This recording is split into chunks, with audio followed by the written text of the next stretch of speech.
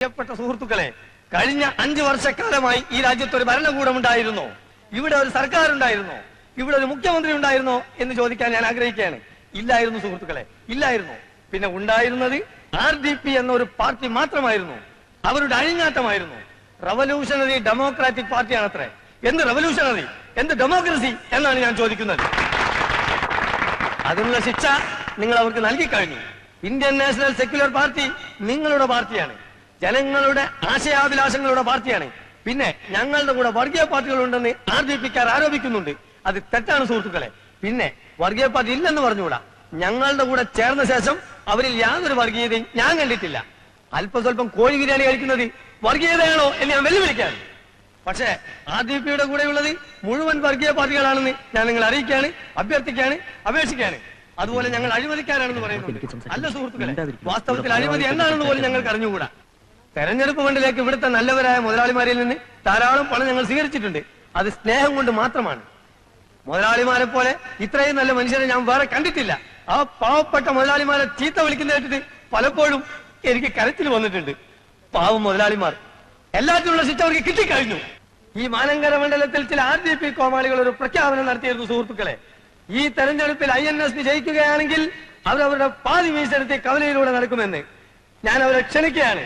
നാണവും മാനവും ഉളുപ്പും അല്പമെങ്കിലും തീണ്ടിയിട്ടുണ്ടെങ്കിൽ, വാക്കിന് വിലയുണ്ടെങ്കിൽ ഇങ്ങോട്ട് വരൂ, മീശ എടുക്കൂ, എടുക്കണ മീശ എന്ന് ഞാൻ ആജ്ഞാപിക്കുകയാണ്, അഭ്യർത്ഥിക്കുകയാണ്, അപേക്ഷിക്കുകയാണ്.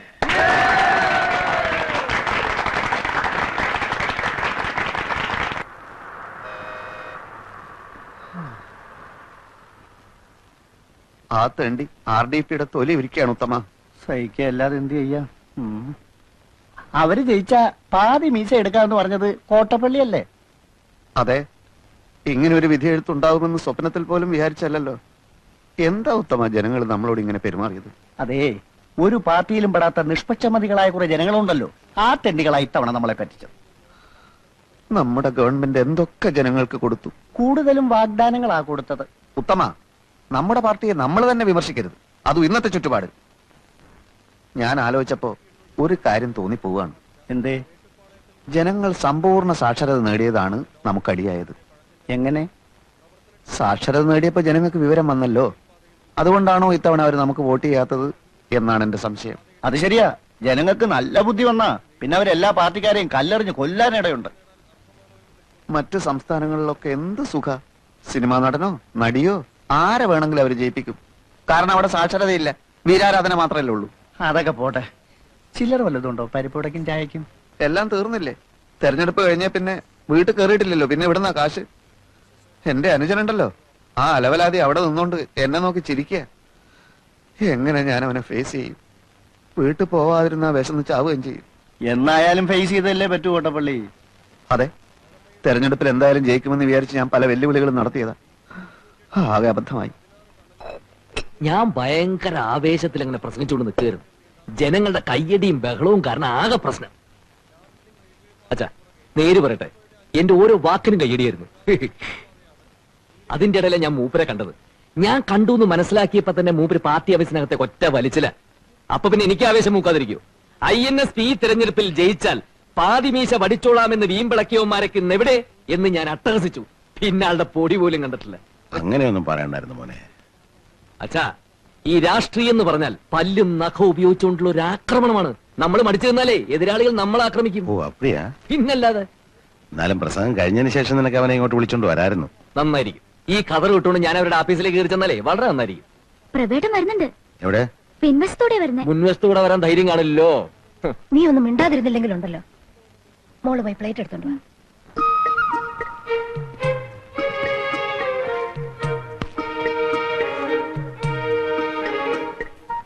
എവിടെയായിരുന്നടാ പ്രഭേ നീ? ഞാൻ വന്നിട്ട് ദിവസം എത്രയായി? കരുവാ, ഒന്നുകൊണ്ട് കഴിക്കുക.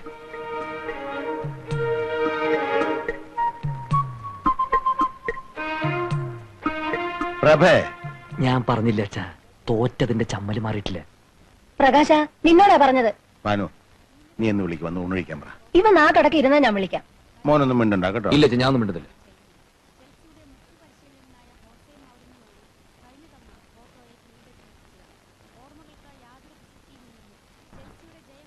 എടാ, 4 മാസം കഴിഞ്ഞ് കാണുകല്ലേ നീ നിന്റെ അച്ഛനെ.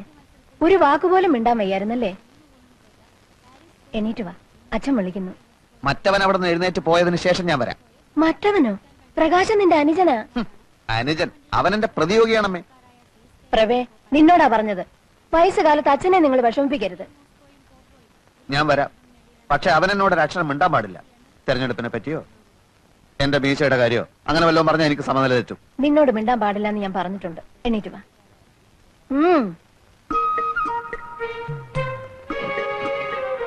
അവൻ എന്നെ നോക്കി ചിരിക്കാനും പാടില്ല. നടക്കടാ അങ്ങോട്ട്.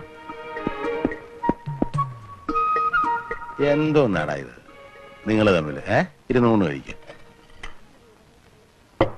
അച്ഛൻ എപ്പോ വന്നു? ഓ മഹാഭാഗ്യം. ഇപ്പോഴെങ്കിലും ഇതിന്റെ ശബ്ദം ഒന്ന് കേട്ടല്ലോ. അവൻ ഇച്ചിരി മീൻകുളം പോട്. അമ്മേ, ചോറ് ഇത്തിരി കൂടുതൽ വിളമ്പിക്കോ. മൂപ്പർക്ക് നല്ല ക്ഷീണം കാണും. അമ്മേ, നീ കഴിച്ചു കഴിഞ്ഞില്ലേ? എണീറ്റേ. മോനെ, ഒരു തേർതലാകുമ്പോ എന്താന്ന് പറയാ, ഒരു തെരഞ്ഞെടുപ്പ് ആകുമ്പോ ഒരു പാർട്ടി ജയിക്കും, ഒരു പാർട്ടി തോക്കും. എന്നാൽ ഇങ്ങനെ ഉണ്ടാവും ഒരു തോൽവി. എനിക്ക് ചോറ് വേണ്ട. അവിടെ ഇരിക്കടാ. ഇരിക്കും മോനെ. പ്രകാശ. ഇല്ലച്ചാ, ഞാനൊന്നും മിണ്ടുന്നില്ലേ. ആരും അത്ര നകളിക്കൊന്നും വേണ്ട. IMF-കാർ നമ്മളെയൊക്കെ ഇപ്പൊ അറസ്റ്റ് ചെയ്യാൻ വരും. എന്തിന്? ഇന്റർനാഷണൽ മോണിറ്ററി ഫണ്ട് നമ്മുടെയൊക്കെ തലയെണ്ണി കടം വാങ്ങിച്ചിരിക്കല്ലേ അച്ഛാ? അച്ഛാ, ഇവിടെ ആരും ആരെയും അറസ്റ്റ് ചെയ്യാനൊന്നും പോകുന്നില്ല. IMF-കാർക്ക് ഞങ്ങൾ കൃത്യമായിട്ട് പലിശ കൊടുക്കുന്നുണ്ടല്ലോ. അതിന് ടൺ കണക്കിന് സ്വർണം വിദേശത്ത് കൊണ്ടുപോയി പണയം വെച്ചില്ലേ? അതില് ഭരണഘടനാ വിരുദ്ധമായിട്ട് ഒന്നുമില്ലല്ലോ. ഇത്ര സ്വർണം വിദേശത്ത് നിക്ഷേപിക്കാമെന്ന് വ്യവസ്ഥയുണ്ട്.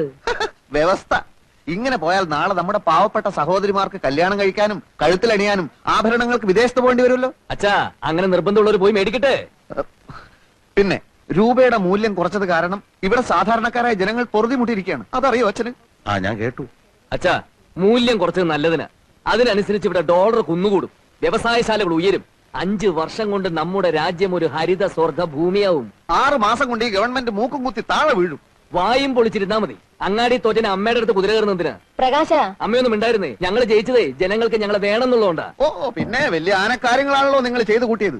നിക്കാരഗ്വയിലെ ഒട്ടേകയെ പുറത്താക്കി കുത്തക മുതലാളിമാരായ അമേരിക്ക ഒരു പാവ ഗവൺമെന്റിനെ സൃഷ്ടിച്ചു. റുമേനിയയിലും മറ്റൊന്നല്ല സംഭവിച്ചത്. ജർമ്മനിയെ നിങ്ങൾ തകർത്തു.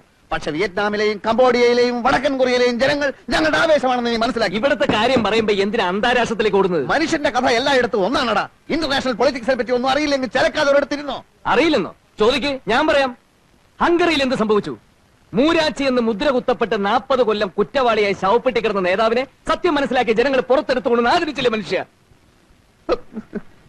ഇനിയും ചോദിക്ക്, പറയാം. പോളണ്ടിൽ എന്ത് സംഭവിച്ചു? പോളണ്ടിനെ പറ്റി നീ ഒരു അക്ഷരം മിണ്ടരുത്. എനിക്കത് ഇഷ്ടമല്ല. സോളിഡാരിറ്റിയും ലാവലേസും കൂടി കുതിച്ചു കയറി അടിയറവ് പറയിപ്പിച്ചില്ലേ? പോളണ്ടിനെ പറ്റി ഇനി നീ മിണ്ടിപ്പോയി ഞാൻ സഹിക്കില്ല. പോളണ്ട് എന്താ ഇയാളുടെ തറവാട് സ്വത്തോ? പോളണ്ട് എന്ന് ഉച്ചരിച്ചാലുണ്ടല്ലോ. ഉച്ചരിച്ചെന്തി? ഉച്ചരിച്ച് നോക്കാം. പ്രകാശ, നീ പോ. അച്ഛാ, നീ പോ. നീ അവിടെ പോളണ്ട് ഇരിക്ക്. ഊണ് കഴിക്ക്. വേണ്ട അച്ഛാ, ശരിയാവില്ല. ഇപ്പൊ കണ്ടില്ലേ?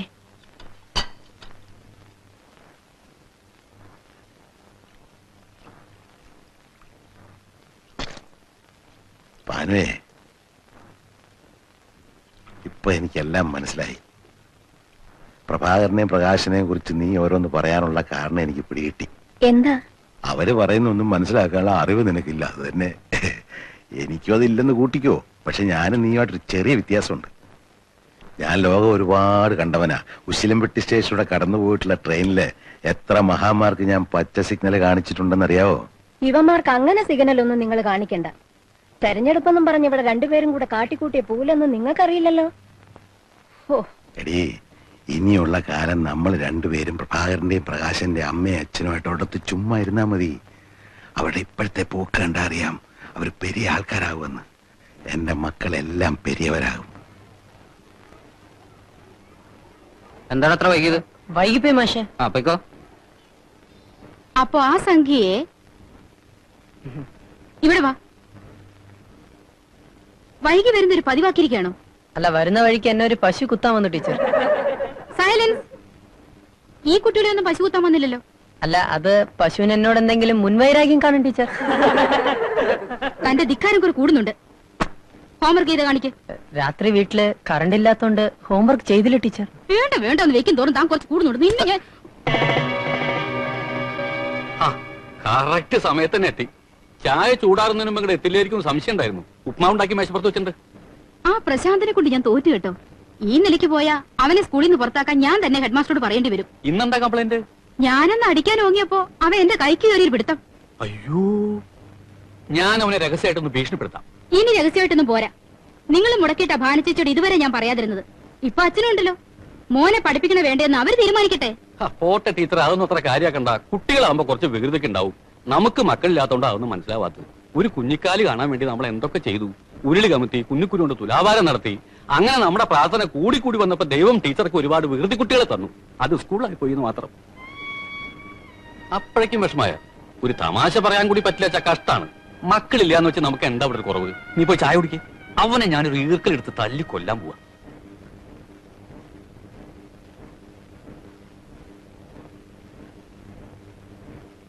ലോ പോയിന്റ് ആണ്. അച്ഛനോ? ഞാൻ വിചാരിച്ച ഏതോ കുത്തക മുതലാളിയാണെന്ന് പേടിച്ചു പോയി. മുതലാളിമാരെ എന്തിനാ പേടിക്കുന്നത്? അവരെ മാത്രമാണ് അച്ഛാ പേടിക്കേണ്ടത്. വിപ്ലവത്തിന്റെ ശത്രുക്കൾ, സ്ഥിതി സമത്വത്തിന്റെ പാതയിലെ കുപ്പിച്ചില്ലുകൾ, കാരമുള്ളുകൾ, കാളസർപ്പങ്ങൾ. ഇങ്ങനെ പേടിച്ചുള്ളൊരു ജീവിതം നിനക്ക് വേണോ പ്രഭേ? വക്കീൽ ഭാഗം പഠിച്ചിട്ട് നീ എന്താ കോടതി പോവാത്തെ? കോടതി പോകാൻ വേണ്ടി അല്ല അച്ഛൻ ഞാൻ വക്കീലായത്. നേതൃസ്ഥാനത്തേക്ക് ഉയരാൻ ഇപ്പൊ എല്ലാരും LLB എടുക്കണ്ടല്ലോ. സാധാരണക്കാരനല്ലെന്ന് മറ്റുള്ളവരെ തോന്നിക്കാൻ ഇതാണ് അച്ഛാ പറ്റിയ മാർഗം. കോടതി കേസ് ജയിക്കാനൊക്കെ നല്ല മിടുക്ക് വേണ്ടേ? നീ ലോ പോയിന്റ്സ് ഒക്കെ എഴുതിയെടുക്കാണെന്നാ ഞാൻ കരുതിയത്. അല്ല, ഇത് ഞങ്ങളുടെ താത്വികമായ പുസ്തകങ്ങളാണ്. ഞാനാണിപ്പോ മാനങ്കര മണ്ഡലത്തിലെ പാർട്ടിയുടെ ബുദ്ധിജീവി. സ്റ്റഡി ക്ലാസ്സുകളൊക്കെ എടുക്കുന്നത് ഇപ്പൊ ഞാനാണ്. ബുദ്ധിജീവി ആയില്ലെങ്കിൽ ഭയങ്കര പ്രശ്നമാണ് അച്ഛാ. എന്ത് പ്രശ്നം? സമരത്തിന് പോണം, അടിപിടിക്ക് പോണം, അങ്ങനെ പല രീതിയിലും നമ്മുടെ തടി കേടാകും. ബുദ്ധിജീവി ആകുമ്പോൾ നമ്മൾ പുറകിലിരുന്ന് ചുമ്മാ ആഹ്വാനങ്ങൾ ചെയ്തുകൊണ്ടിരുന്നാ മതി. ഫാക്ടറി അടച്ചു പൂട്ടിക്കുക, പോലീസിനെ ആക്രമിക്കുക, മുതലാളിയെ കുത്തിക്കൊല്ലുക. നമ്മളൊന്നും അറിയണ്ടല്ലോ, എല്ലാ അണികൾ ചെയ്തോളൂ. അപ്പൊ ഈ രാഷ്ട്രീയം എന്ന് പറഞ്ഞാൽ കൊല്ലും കൊലയാണോ? അതായത് മനുഷ്യന്റെ ബേസിക് നീഡ്സ് എന്തൊക്കെയാണ്? Food, clothing, shelter. അതാണല്ലോ. അത് മാറി. ലോകത്ത് എവിടെയെങ്കിലും ഫുഡിന് വേണ്ടിയോ ക്ലോത്തിങ്ങിന് വേണ്ടിയോ ഷെൽട്ടറിന് വേണ്ടിയോ സമരം നടന്നിട്ടുണ്ടോ? അതില്ല. സ്വാതന്ത്ര്യത്തിന് വേണ്ടി നടന്നിട്ടുണ്ട്. സ്വാതന്ത്ര്യത്തിന് വേണ്ടി മാത്രമേ നടന്നിട്ടുള്ളൂ. ഉട്ടോപ്യൻ യുഗത്തിലല്ല നമ്മൾ ജീവിക്കുന്നത്. റിവിഷനിസ്റ്റുകൾ, പ്രോലറ്റേറിയറ്റ്സിന്റെ കാലാകാലങ്ങളായിട്ടുള്ള വിഘടനവാദം. എന്താണ് ഒക്ടോബർ വിപ്ലവം? വാട്ട് ഈസ് ചൈനീസ് മതിൽ? പറയൂ. അച്ഛന് സംശയം തീർക്കാൻ ഞാൻ കുറച്ച് പുസ്തകങ്ങൾ തരാം കേട്ടോ. ഈ ഭരണം കയ്യിലുള്ളപ്പോഴേ പാർട്ടിയെ വളർത്താൻ പറ്റും. അല്ലാതെ ഭരണം പോയിട്ട് പിന്നെ പറഞ്ഞിട്ട് പറയില്ല. പാർട്ടി വളർത്തലും അച്ചടക്കം കൂടി ഒരുമിച്ച് പറഞ്ഞാൽ എന്താ ചെയ്യാ? അതാണ് പ്രശ്നം. പാർട്ടി എന്നൊക്കെ പറഞ്ഞാൽ കുറച്ച് അച്ചടക്കമൊക്കെ വേണമെന്നാണ്. പ്രസിഡന്റ്, ഈ ചൂട്ട് എന്താ ചെയ്യണ്ടേ? ചൂട്ട് നീ കുറേശ്ശെ തിന്നോ. കുത്തിക്കെടുത്തടായി. ഒരു ചൂട്ട് എന്തേന്ന് അറിഞ്ഞുകൂടാത്തവനാണ് ജനസേവനത്തിന് ഇറങ്ങിയിരിക്കുന്നത്. ഇതായിരിക്കും KRPയുടെ അച്ഛൻ. അച്ഛന് മനസ്സിലായില്ലേ? KG പൊതുവാൾ ഞങ്ങളുടെ മണ്ഡലം പ്രസിഡന്റ്. എന്ത് ചോദ്യാണ്? അറിയാണ്ടിരിക്കോ? പ്രത്യേകിച്ച് മാനങ്കര മണ്ഡലത്തിൽ ഒരു വോട്ടർ. നമ്മുടെ പേരെന്താണ്? രാഘവൻ നായർ. മിസ്റ്റർ രാഘവൻ നായർ. ഈ പയ്യനുണ്ടല്ലോ KRP, മിടുക്കനാ. ഇവൻ വലിയവനാകും. ചൂട്ട് കത്തിക്കട്ടെ. ഞങ്ങള് ഒരു വലിയ സന്തോഷ വാർത്ത അറിയിക്കാനാണ് ഈ രാത്രി ഇങ്ങോട്ട് വന്നിട്ടുള്ളത്. എന്താണാവോ? INSPയുടെ ഭാരതയാത്രാ ഫണ്ടിനുള്ള പണപ്പിരിവ് ഉടൻ തുടങ്ങിയ. അത് സാരല്ല, 5000 10,000 എത്രയാണെന്ന് വെച്ചാൽ KRP ഏൽപ്പിച്ചാൽ മതി. അതല്ല ഞങ്ങൾ പറയാൻ വന്നേ. യശ്വന്ത് സഹായിജി ആണല്ലോ ഭാരതയാത്രാ സംഘത്തിന്റെ നേതാവ്. ആരാ? കേട്ടിട്ടില്ലേ? INSPയുടെ ക്യാമ്പയിൻ ജോയിന്റ് സെക്രട്ടറി യശ്വന്ത് സഹായിജി. ഞാൻ കേട്ടിട്ടില്ല. അച്ഛൻ കുറെ കാലം തമിഴ്നാട്ടിലായിരുന്നല്ലോ. അതുകൊണ്ട് തമിഴ്നാട്ടിൽ ജീവിക്കുന്നവർക്ക് ഒരു അഖിലേന്ത്യാ നേതാവിനെ കേട്ടൂടെ? മിസ്റ്റർ നായർ, ഇനിയെങ്കിലും ഞങ്ങളുടെ നേതാക്കന്മാരുടെ പേരുകളൊക്കെ ഒന്ന് ബൈഹാർട്ട് ചെയ്യാൻ ശ്രമിക്കൂ. കത്തിക്കട്ടെ. കൊണ്ടുപോകണം അവിടുന്ന്. അപ്പൊ മിസ്റ്റർ നായർ, അഭിവന്ദ്യനായ സഹായിജി ഈ മാനങ്കരയിലും ഒരു ദിവസം തങ്ങുന്നുണ്ട്. അന്നേ ദിവസം അദ്ദേഹത്തിനുള്ള ലഞ്ച് ഈ വീട്ടിൽ തന്നെ കൊടുക്കണമെന്ന് KRP ഭയങ്കരമായി അപേക്ഷിച്ചുകൊണ്ടിരിക്കുകയാണ്. ഈ ലഞ്ച് തട്ടിയെടുക്കാൻ ഞങ്ങളിൽ തന്നെ പ്രമുഖരായ പലരും കളിക്കുന്നുണ്ട്. നിങ്ങൾക്ക് ഭാഗ്യമുണ്ടെങ്കിൽ സഹായിജി ഈ വീട്ടിൽ നിന്ന് ഉണ്ണു. അച്ഛാ, അങ്ങനെ വല്ല വീട്ടിൽ നിന്ന് ഉണ്ണുന്ന ആളല്ല സഹായിജി. അല്ല പിന്നെ സഹായിജി ഇവിടുന്ന് ഉണ്ണണേ ദൈവത്തോട് പ്രാർത്ഥിച്ചോളൂ. ഞാനും ശ്രമിക്കാം. അപ്പൊ മറ്റേ KRP ഇനി ചൂട്ട് കത്തിക്കാവോ? നിന്റെ പണ്ടാറടിക്ക ചൂട്ട്.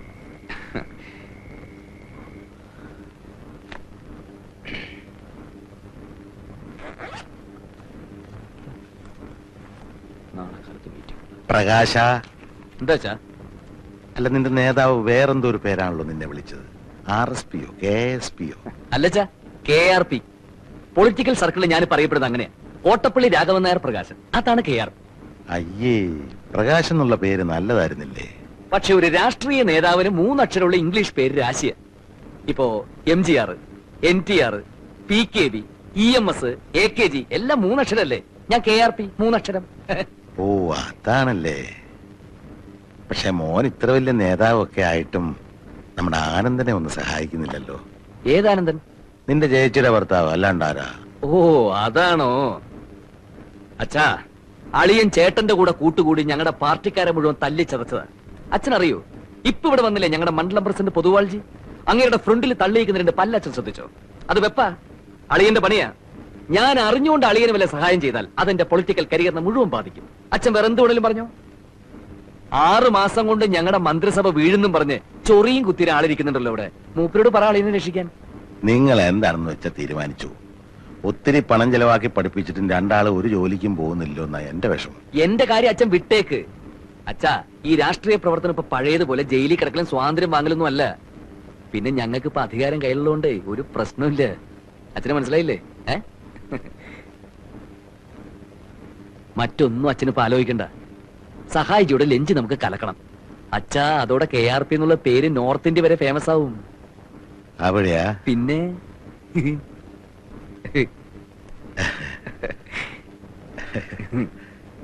അവര് പറയുന്നത് മുഴുവൻ വിശ്വസിച്ചോ?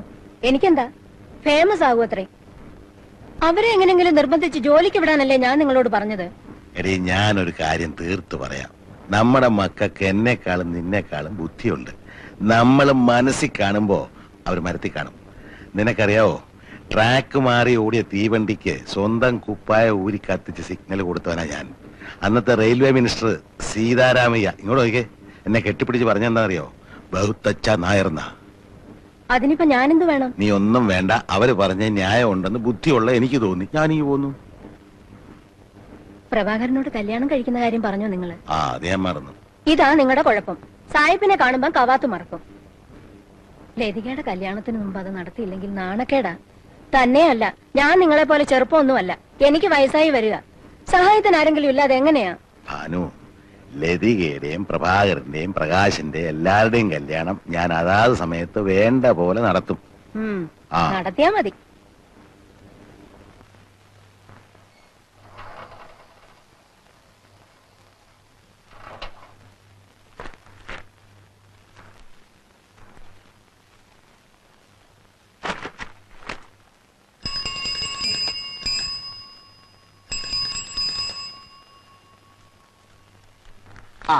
ഇതാ ബില്ല്.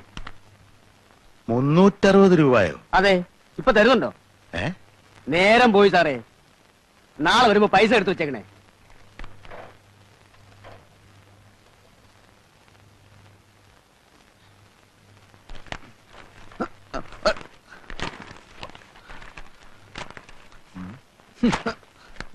ആരാ മക്കളെ ഇത്രയും പത്രങ്ങൾക്ക് പൈസ കൊടുക്കുന്നത്? അമ്മയാണച്ചാ. മാസം 360 രൂപയോ? അവൻ വരുത്തുന്ന മൂരാച്ചി പത്രങ്ങൾ നിർത്തിയ കച്ച. ഞാൻ അയക്കുന്നത് ഇന്ന് ഇത്രയും രൂപ എങ്ങനെയാ ഭാനു പത്രത്തിന് കൊടുക്കുന്നെന്ന് എനിക്ക് മനസ്സിലാകത്തത്. അത് അച്ഛാ, ഞാൻ ഇവിടുന്ന് അങ്ങനെ അധികം ഭക്ഷണമൊന്നും കഴിക്കുന്നില്ലല്ലോ. പാർട്ടി ഓഫീസിലെ പരിപ്പോടെയും ചായ മാത്രമേ ഉള്ളൂ. ഞങ്ങൾ അധ്വാനിക്കുന്ന ജനവിഭാഗമാണല്ലോ. ഇത് അമ്മ എന്റെ ഭക്ഷണത്തിൽ നിന്ന് ലാഭിക്കുന്നതാ. ബഡ്ജറ്റിൽ ഗംഭീര നികുതി ഇളവ്. കഴിഞ്ഞ സർക്കാർ പാവങ്ങളുടെ മേൽ അടിച്ചേൽപ്പിച്ചിരുന്ന അമിത നികുതികൾ റദ്ദാക്കിക്കൊണ്ടതാണ് പുതിയ സർക്കാരിന്റെ ബഡ്ജറ്റ്. വിപ്ലവാത്മകമായ നികുതി ഇളവുകളാണ് പുതിയ സർക്കാർ പ്രഖ്യാപിച്ചിട്ടുള്ളത്. ഉള്ളിയുടെ വില കുതിച്ചുയർന്നു. കൊച്ചി ആഗസ്റ്റ് 17. 3 മാസം മുൻപ് വരെ 40 കിലോ അടങ്ങുന്ന ഒരു ചാക്ക് വലിയ ഉള്ളിക്ക് 70 രൂപയായിരുന്നത് പുതിയ സർക്കാർ വന്നതിന് ശേഷം 8 ഇരട്ടിയായി വർദ്ധിച്ച് 540 രൂപയായിരിക്കുന്നു. പാവങ്ങൾ ഇനി അങ്ങോട്ട് ഉള്ളിയില്ലാതെ ജീവിക്കേണ്ടി വരുന്ന ഒരു സ്ഥിതിവിശേഷമാണ് സംസ്ഥാനത്ത് സംജാതമായിരിക്കുന്നത്. നിത്യോപയോഗ സാധനങ്ങളായ വെണ്ണ, ചീസ്, ചീപ്പ്, കത്രിക തുടങ്ങിയവയുടെയും വില കുറഞ്ഞു. പൗഡർ, സുഗന്ധദ്രവ്യങ്ങൾ, തുണി തിന്നാൻ ഉപയോഗിക്കുന്ന സൂചി തുടങ്ങിയവയുടെയും വില കുറച്ചു. ഇനി ജനങ്ങൾക്ക് രാവിലെ ഉച്ചക്കും രാത്രിയിൽ ഇഷ്ടം പോലെ സൂചി വാങ്ങി തിന്നാലോ. അച്ഛ, ഇത് കണ്ടോ? ക്രമസമാധാന നില ആകെ തകരാറിലായിരിക്കാണ്. പോലീസ് നിർവീര്യമായി നിൽക്കുക. പഴയ സർക്കാർ തന്നെയാണ് അധികാരത്തിലിരിക്കുന്നതെന്ന് കരുതിയാണ് പോലീസിന് യാതൊരു ജാഗ്രതയും ഇല്ലാത്തതെന്ന് മുഖ്യമന്ത്രി. എല്ലാം ശരിയായി വരാൻ കുറച്ച് സമയം പിടിക്കും. ഇന്ന് സ്കൂൾ സമരം വല്ലതും ഉണ്ടോ പത്രത്തില്? ഇന്നൊന്നും കാണുന്നില്ല. പക്ഷേ വലിയൊരു സമരം വരാനിരിക്കുന്നുണ്ട്. എല്ലാം തകിടം മറിക്കുന്ന വിമോചന സമരം. ഒരു ബസ് കണ്ടക്ടറും സ്കൂൾ കുട്ടിയും തമ്മിൽ എന്താ പ്രശ്നമുണ്ടെന്ന് കേട്ടു. ഇന്ന് സമരമൊന്നും ഇല്ലല്ലേ? കഷ്ടായിപ്പോയി. വോട്ട് ചെയ്ത് ജയിപ്പിച്ച ജനങ്ങൾ പാഠം പഠിക്കുമെന്ന് പ്രതിപക്ഷ നേതാവ്.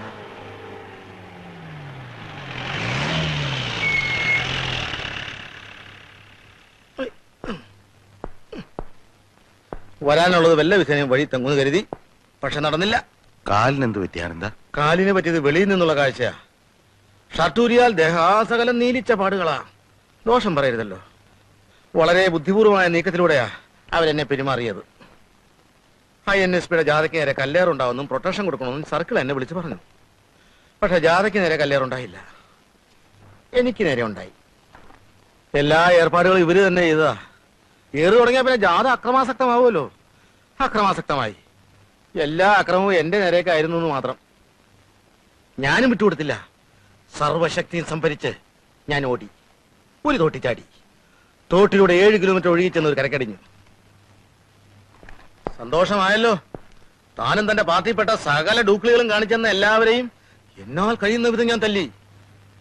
ഒരളിയനോട് ഇങ്ങനെ തന്നെ വേണം പെരുമാറാൻ. 6 മാസത്തിനകം ഈ സർക്കാർ നിലംപതിക്കും. എനിക്കിനി മേലും കീഴ് നോക്കാനില്ല. പ്രമോഷൻ, CMന്റെ സെക്യൂരിറ്റി ചീഫ്, എന്തെല്ലാം പ്രലോഭനങ്ങളായിരുന്നു. നേര് പറഞ്ഞാൽ ഞാനിവിടെ വന്നത് നിന്നെ കാണാൻ വേണ്ടിട്ടാ. ഇടിവെട്ടിയവനെ പാമ്പ് കടിച്ചെന്ന് പറഞ്ഞ കൂട്ടത്തില് തല്ലും മേടിച്ച് സ്റ്റേഷൻ ചെന്നപ്പോ അവിടെ കിടക്കുന്നു മനോഹരമായ ഒരു ട്രാൻസ്ഫർ ഓർഡർ. കാസർഗോഡ് ജില്ലയിലെ ഏതോ ഒരു കാട്ടിലേക്ക്. പറയാൻ എനിക്ക് അർഹതയില്ല. എന്നാലും എന്നെ രക്ഷിക്കാൻ വല്ലതും ചെയ്യാൻ പറ്റുമെങ്കിൽ ചെയ്യാം. അല്ലേ ഞാൻ പോട്ടെ. ആനന്ദ, നീ ഇരിക്കാനൊന്നും നേരമില്ല അച്ഛാ. നാളെ ജോയിൻ ചെയ്യണം. ആനന്ദൻ മോനെ ലതയും കുഞ്ഞുങ്ങളും. അതിനെപ്പറ്റി ഒന്നും ചോദിക്കണ്ട, എനിക്ക് ഭ്രാന്തായി പോവും. ആനന്ദ, നീ പോവാണോ? ചായ എടുക്കണ്ടേ? വേണ്ട വേണ്ട. അയ്യോ, നിന്റെ കാലിലെന്ത് പറ്റി? ഒന്നും പറ്റിയതല്ല. ഞാനേ ഒരു നാടകത്തിൽ ചട്ടുകാരനായിട്ട് അഭിനയിക്കുന്നുണ്ട്. അതിന്റെ റിഹേഴ്സൽ എടുത്തോണ്ടിരിക്കുക.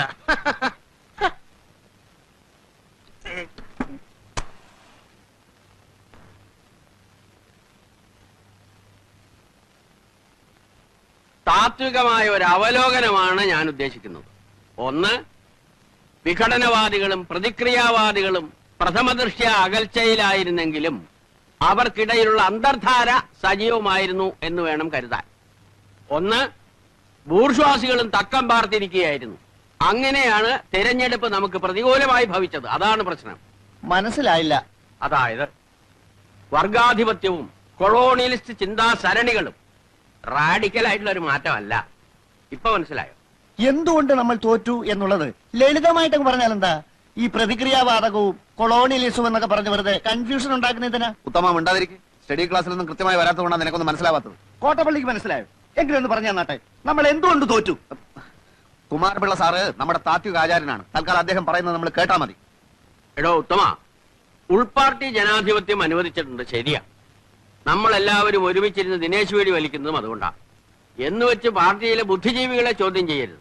മനസ്സിലായോ? ഒരു കാര്യം ഞാൻ പറയട്ടെ. പറയൂ. നമ്മുടെ പാർട്ടിക്ക് അടിത്തറയില്ല. പണ്ടൊക്കെ നമ്മുടെ പാർട്ടി എന്ന് പറഞ്ഞാൽ നാട്ടിൽ ആരെങ്കിലും മരിച്ചാൽ അവിടെ ഓടിയെത്തി വിറക് വെട്ടിക്കൊടുക്കും, കുഴി വെട്ടിക്കൊടുക്കും. ഒരു വീട്ടിൽ ഒരു കല്യാണം വന്നാൽ ആദ്യാവസാനം നമ്മളവിടെ ഉണ്ടാവും. ഡോക്ടറെ വിളിക്കാനും രോഗിയെ ആശുപത്രിയിൽ എത്തിക്കാനും മുൻപന്തിയിൽ കാണും. ഇപ്പോഴതൊന്നും ഇല്ല. അതുകൊണ്ടാണ് ഞാൻ പറഞ്ഞത് RDPക്ക് അടിത്തറയില്ലെന്ന്. നിങ്ങളോട് അവിടെ ഇരിക്കാനാ പറഞ്ഞത്. അച്ചടക്കമില്ലാതെ പെരുമാറിയാൽ അറിയാലോ, ഞങ്ങളത് പഠിപ്പിക്കും. ക്രിയാത്മകമായ ഈ ചർച്ചയിലൂടെ ഉരുത്തിരിഞ്ഞു വന്ന ഒരു കാര്യം ഞാൻ പറയാം. ഒന്ന്, INSP, അതായത് നമ്മുടെ പ്രധാന എതിരാളി. അവരിൽ ചില കൊള്ളാമെന്ന ചെറുപ്പക്കാർ രംഗത്ത് വന്നിട്ടുണ്ട്. ആളുകൾക്ക് അവരോട് വലിയ മതിപ്പാ. ആ മതിപ്പ് പൊളിക്കുകയാണ് നമ്മൾ ചെയ്യേണ്ടത്. വളരെ കറക്റ്റ്. ഏതെങ്കിലും രീതിയിൽ വല്ല പെണ്ണുകേസിലോ ഗർഭക്കേസിലോ അവരെ പെടുത്തി നാറ്റിക്കുകയാണ് ചെയ്യുന്നത്. ജനങ്ങൾ അവരെ കാർക്കിച്ചു തുപ്പുന്നൊരു പരിതസ്ഥിതിയിൽ എത്തിച്ചാൽ നമ്മൾ ജയിച്ചു. 6 മാസത്തിനുള്ളിൽ നമുക്ക് നഷ്ടപ്പെട്ടത് എല്ലാം വീണ്ടെടുക്കാം. പരിപ്പൂട എവിടെയോ? ഇന്ന് പരിപ്പൂട ഉണ്ടാക്കില്ല സാർ. പരിപ്പൂട ഉണ്ടാക്കിയില്ലേ? പരിപ്പൂടയും ചായയും ബീഡിയുമാണ് ഞങ്ങളുടെ പാർട്ടിയുടെ പ്രധാന ഭക്ഷണം. തനിക്ക് അറിഞ്ഞൂടെ? എടുക്ക പോയി പരിപ്പൂട ഉണ്ടാക്കി കൊണ്ടുവരാ. പാർട്ടി പറയുന്ന ആദ്യം അനുസരിക്കാം എന്ന് പറഞ്ഞാൽ പാർട്ടിക്ക് അബദ്ധങ്ങളെ പറ്റി ചൂണ്ടിക്കാണിക്കേണ്ടവരാണ്. അതിനല്ലേ നേതാക്കന്മാരുള്ളത്. എനിക്ക് സാറിനോട് പേഴ്സണൽ ആയിട്ടൊരു കാര്യം സംസാരിക്കാനുണ്ടായിരുന്നു. എന്താണ് കാര്യം?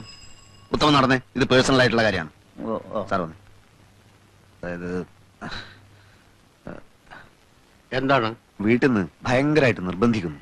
എന്തിന്? ഞാൻ പെണ്ണ് കെട്ടണത്രേ. പെണ്ണ് കിട്ടാനോ? അയ്യേ, തനിക്കൊരു ബ്രൈറ്റ് പൊളിറ്റിക്കൽ ഫ്യൂച്ചർ ഞാൻ കാണുന്നുണ്ട്. ഭാര്യയും കുടുംബമൊക്കെ അതിന് തടസ്സാണ്. അച്ഛൻ ഒരേ പിടിപിടിക്കാണ്. കോട്ടപ്പള്ളി, പാർട്ടിക്കുന്ന ആവശ്യം കെട്ടുപാടുകളും മറ്റുത്തരവാദിത്തങ്ങളും ഇല്ലാത്ത ഒരു നേതൃനിരയാണ്. പ്രകൃതി നിയമങ്ങൾക്ക് കുറച്ചൊക്കെ നമ്മൾ വഴങ്ങേണ്ടതല്ലേ? വഴങ്ങരുത്. ലൗകികമായ തൃഷ്ണകളെ നമ്മൾ അതിജീവിക്കണം.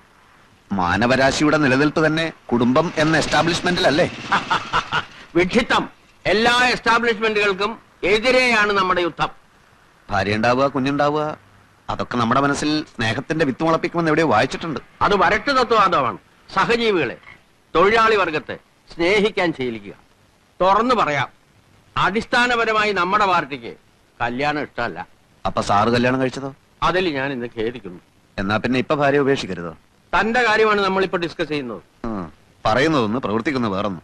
ദൈവമില്ല, അമ്പലമില്ല എന്നൊക്കെ വിളിച്ചു പോകും. എന്നിട്ട് ആരും കാണാതെ തലയിൽ മുണ്ടും പോയിച്ച് ദൈവത്തെ തൊഴാൻ പോകും. ആര്? സാറ് തന്നെ. തൃച്ചമ്പടി അമ്പലത്തിൽ എന്നും കാലത്ത് സാറ് തൊഴാൻ പോകുന്നത് ഞാൻ കാണാറുണ്ട്. താനിതെങ്ങനെ കണ്ടു? ഞാനൊരു രഹസ്യമായിട്ട് തൊഴാൻ പോകാറുണ്ട്. എന്നാലേ ഇത് തൽക്കാലം നമ്മൾ രണ്ടുപേരും മാത്രം അറിഞ്ഞാൽ മതി. താൻ വേണേ കല്യാണം കഴിച്ചോളാം. പക്ഷെ ഒരു കാര്യത്തെ തനിക്ക് നിർബന്ധം വേണം. എന്ത്? നമ്മുടെ പാർട്ടി നയങ്ങളെയും ആദർശങ്ങളെയും ബഹുമാനിക്കുന്ന ഒരു പെൺകുട്ടിയെ വേണം കല്യാണം കഴിക്കാൻ. അത് 100% ഞാൻ ഉറപ്പുവരുന്നു. എന്നാ താങ്ക് യു.